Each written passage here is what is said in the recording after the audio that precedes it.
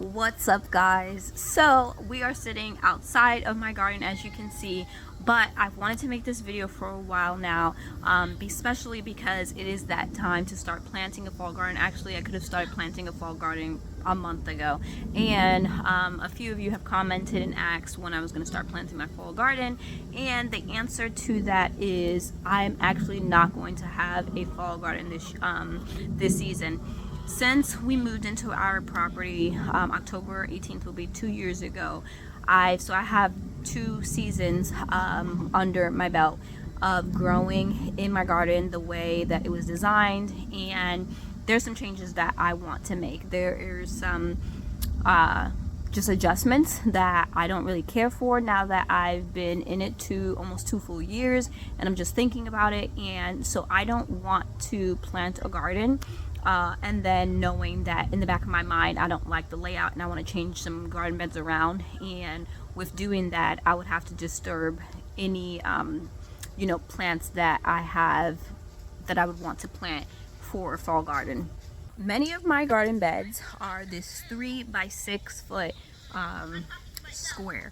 The reason being is because when I first built this garden, I was trying to do it as cost effective as possible, and so I just went to Home Depot and got all of the clearance wood that was 70% off, and they were this dog ear picket fences, and they were all 6 feet, which made all of my garden beds, I built them all for less than $2 each for 3 by 6 foot.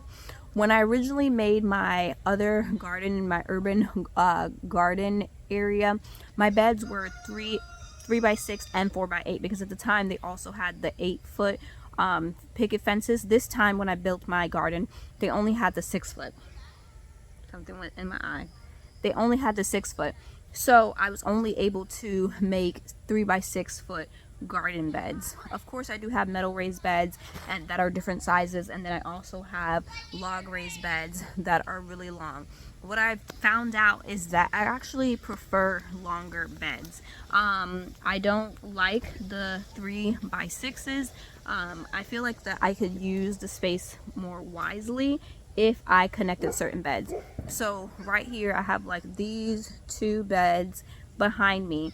What I'm thinking going forward, and then let's see, so there's a pathway right down here, and what I'm thinking is connecting, let's see, if I just connect those 2 beds, and then it would make it ultimately, since that bed is 6 foot, this bed is 6 foot, it would make it 3 by maybe 15, which I have come to find out that I like that better, and losing this pathway down here.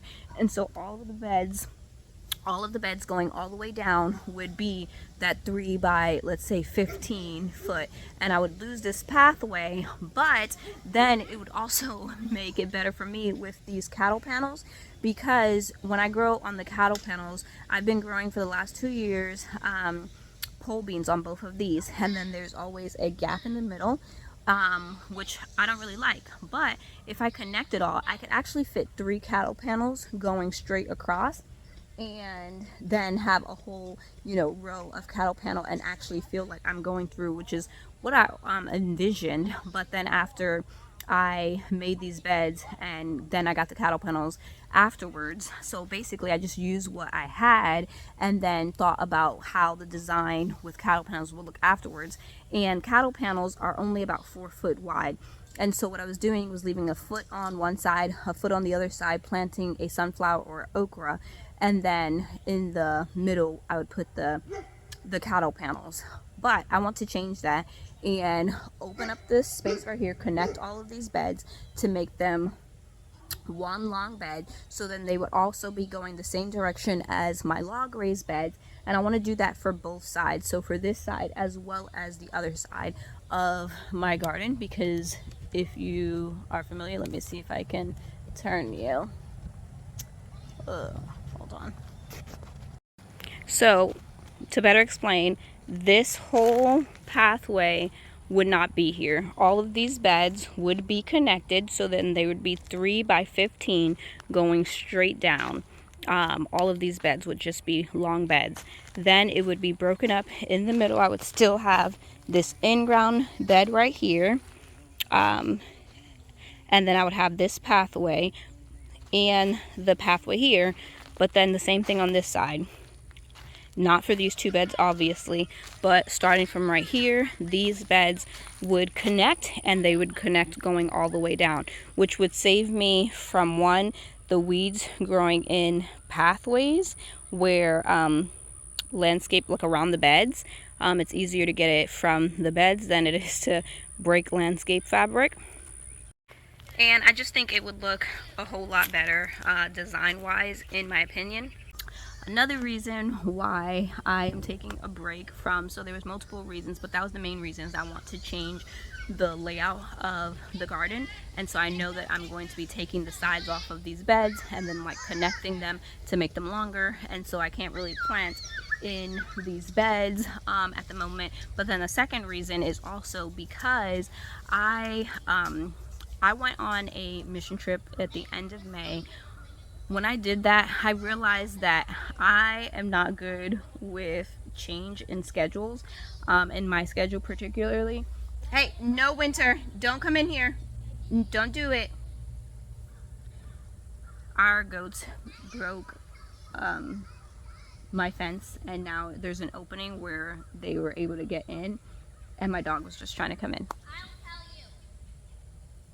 But anyway, so I realized that I'm not good with change. I'm not good with having a set routine going on, and then I change it for a certain amount of time and then have to come back to it. It doesn't really work for me. And so when I went on my mission trip for about a week, I came back, and then I needed like a week to recover. And then after that, I had started some new ministries at my church, and all of that combined just really messed me up during this garden season. The sun came back out in my garden, so I came back over here to the shed. But so like I was saying, I realized that I don't adjust well to changes like that. And you know, I didn't really realize it, but then there's been 3 other instances where I've left for any amount of days, from either 3 days to up to 5 days. And when I come back, it's just hard to get back in a routine because we are a homeschooling family. We are really involved in our church. So we're in a lot of ministries, just doing school with our kids, just doing regular life. And to add on top of being, you know, trying to make content, trying to keep up with the garden, just trying to keep up with regular life, it was just a lot. And so I wasn't able to keep up with the garden this season, and so I kind of just let it go. And then we did, you know, once it cooled off, we got the momentum to, you know, to go and clean out the whole garden, and so it looks way better than it did. But I just need a break. I just need a break. Our freezers are completely full. We can't fit anything in it. Lots of chicken, and so grateful to have a freezer full of food, but I really don't have any storage right now. Even my shelves are full with you know, things that we've preserved, with, you know, sauces, barbecue like spaghetti sauce, barbecue sauce, broth, and so it's just a lot of things going on top of that. I don't think I've ever really, maybe I might have said one time on this channel, but I actually really struggle with ADHD.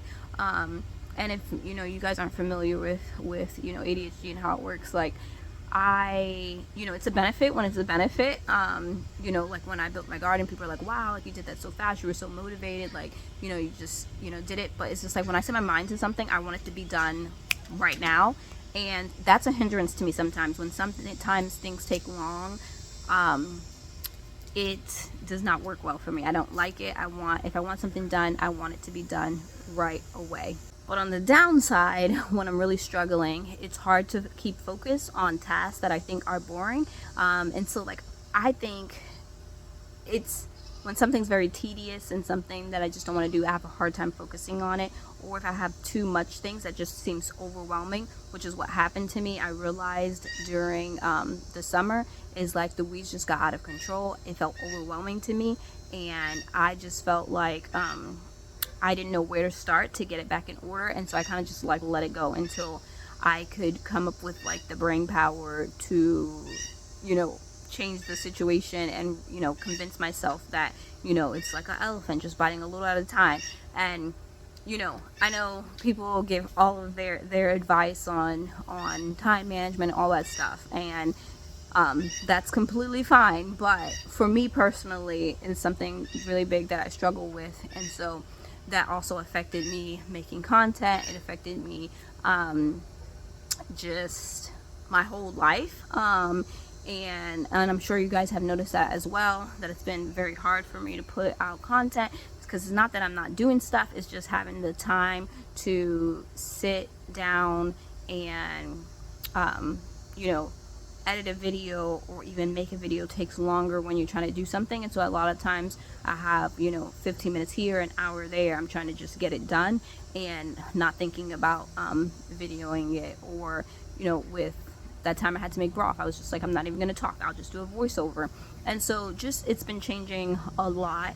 And then just, you know, I know that different stress affects life as well as hormones and like vitamins and nutrition and all that stuff. And so just trying to work out all of those things, not realizing and trying to take into account of like, I had stopped taking my vitamins. There were certain vitamins that I would take daily. I had stopped taking those, and I just recently, within the last 2 weeks, started taking my vitamins again and feeling very like a mental clarity, if that makes sense, so that I could do these things. So I'm just trying to find a rhythm that works for me and my family, where I feel like I can, you know, do the things that I feel like the Lord wants me to do, and I can do them well, if that makes sense. I know this video is probably like a super, you know, just sit down chat, but I wanted to fill you guys in on why I haven't started my fall garden. I have decided that I want to use the Greenstalks. So I have 4 Greenstalks. I want to use my Greenstalks this fall and then maybe have a fall garden in my Greenstalks, but it's definitely not going to be any like one I need to fill them with soil. Like this one had strawberries in, but it has dropped significantly, and then some of the strawberries had died because that was the Greenstalks that was in my orchard and I didn't water them at all. And then I have 2 Greenstalks on my patio, and so I'm going to try and see if I can do maybe a Greenstalk fall garden that way and kind of grow like maybe smaller cabbages or, you know, just leafy greens. But to do that, like I said, I would need some soil because some of my Greenstalks have the soil level has fell significantly. So if you were here during planting this, going into the spring and summer garden, you know that I made a big mistake in my hoop house and sat some seed packets on the ground and had a really bad rainstorm, and so I lost all of my pepper seeds. I think both spicy and non-spicy pepper seeds, and I had over 100. So I didn't really get a pepper harvest this year. It was just a really bad bad pepper season.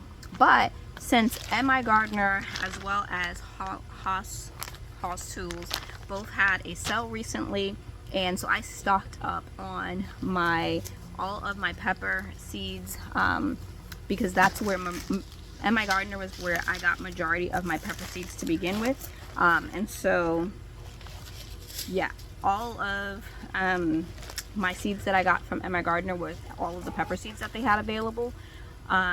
Because I'm basically starting over from scratch. You guys did send me some seeds, but just not nearly enough. You know, it was a lot of different variety of seeds, and I'm so grateful for that.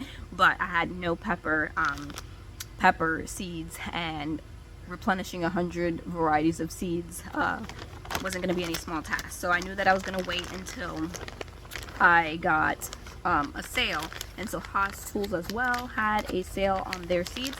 I think they said this was like their first sale ever, And so I did get a lot of peppers as well. But then I also got some new varieties of like this, what is this called? This cabbage, as well as this cauliflower, and you can see it says miniature cauliflower. And so I'm thinking that if I can plant like small varieties like this miniature cauliflower, there's also this yellow one right here. If I can plant miniature things, we have imperial broccoli. What else? I just have lots of peppers that I got, but then also, I'm trying to look.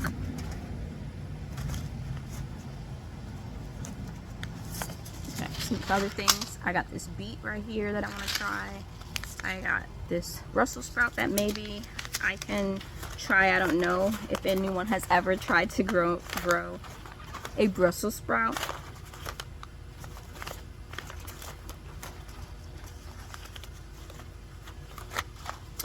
So I think that's it of things, because I really did have a lot of fall seeds, but I knew since I wasn't going to be trying to grow a really big well, I was still on the fence for a while on whether or not I wanted to even have a fall garden. But when I made the decision that, you know what, I just need a break and reorganize the garden into a better layout for me and what I'm thinking and how I want the garden to look, as well as just needing the mental break to recoup on things, I went ahead and got these seeds. And so these are the seeds I'm going to be trying from Haas Tools. Got the beet, the Flame Star cauliflower, I have the green boy cabbage, Minute Man, I was calling it miniature, Minute Man cauliflower, but I think it is supposed to be a smaller one, imperial broccoli, and then probably this Brussels sprout, as well as I still have other seeds already for fall that I could use. So that's all my reasons. If you guys have made it to the end of the video, I definitely appreciate it. But that's why I'm not having a fall garden, because I'm changing the way of the garden, and because I just need a break to try and regroup my mind and priorities and life. And I think having the season off will really help me, because in South Carolina, I'm in South Carolina Zone 8B, so it's very coastal. I'm an hour away from the coast, hour away from multiple beaches.